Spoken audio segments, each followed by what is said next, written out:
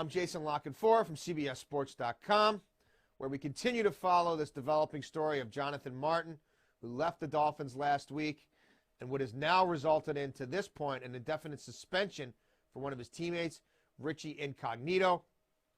Martin left the team last Monday based on what I'm told was a series of threatening, menacing, and harassing behavior from his teammates that led up to a point where Martin, fearing his safety, for Incognito in particular, decided he needed to get out of that workplace environment, go somewhere safer, and try to collect his thoughts and figure out what he does next. But the situation there had become untenable for him, and he truly did fear for his safety. That's why he left the team. The Dolphins finally started to address things on Sunday. First, they said they were made aware of these direct allegations from Jonathan Martin through his agents on Sunday night. Later Sunday night, they contacted Incognito and said, we're going to suspend you indefinitely until we figure out everything that happened here. We're going to investigate these allegations fully. They've asked the NFL to cooperate in that investigation as well.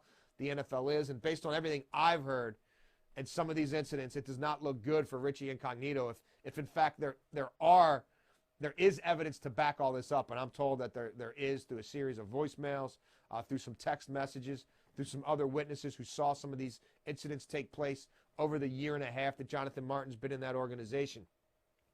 To this point, we do not have word if Incognito is going to appeal that suspension, though he certainly can appeal a suspension for conduct detrimental to the team through the NFLPA. Might behoove him to stay away from the team actually right now as all this is sorted out. Also, Jonathan Martin, I'm told, does not have immediate plans to re-report to the Dolphins. He's waiting to see how this investigation goes a little bit and what action the Dolphins take. And Incognito was not alone in this as well. I'm told that Mike Pouncey, their center, had been involved to a lesser degree, certainly not as much as Incognito, who, as it was explained to me, was sort of the ringleader of some of these antics. There's a lot going on that Dolphins offensive line. When you talk about Pouncey, who's also involved in this Aaron Hernandez investigation up in Massachusetts, he was recently subpoenaed to answer some questions there as a witness. Incognito now away from the team, suspended indefinitely.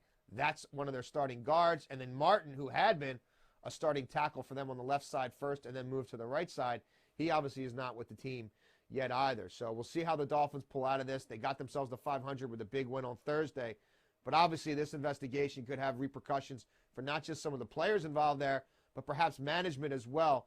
We'll see if this is endemic of a larger culture there where players are being exploited, players are being harassed by veterans.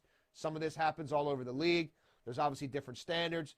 One person might be able to handle a certain degree of teasing or ribbing more so than another. And there are also certain lines that you don't cross, based on home life, based on race, etc. So there'll be a big, perhaps even a defining issue for the NFL.